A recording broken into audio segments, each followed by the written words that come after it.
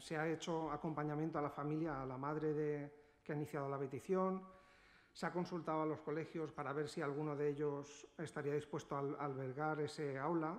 Han habido 2 colegios que se han mostrado conformes con albergarla.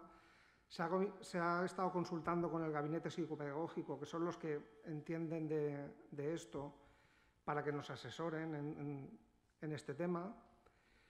Hemos propuesto esta petición al Consell Escolar Municipal, que es donde, aparte de todos los partidos que estamos aquí representados, están todos los centros educativos públicos y concertados de Catarroja y los representantes de las familias de los alumnos a través de sus AMPAs.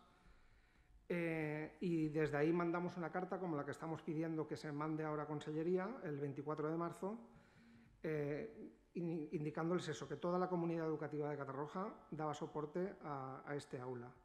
La misma semana pasada se estuvo hablando con el conseller directamente y se les facilitó a Consellería el resto de alumnos de Catarroja que hay en aulas CIL de otras poblaciones que ya hay de otros años.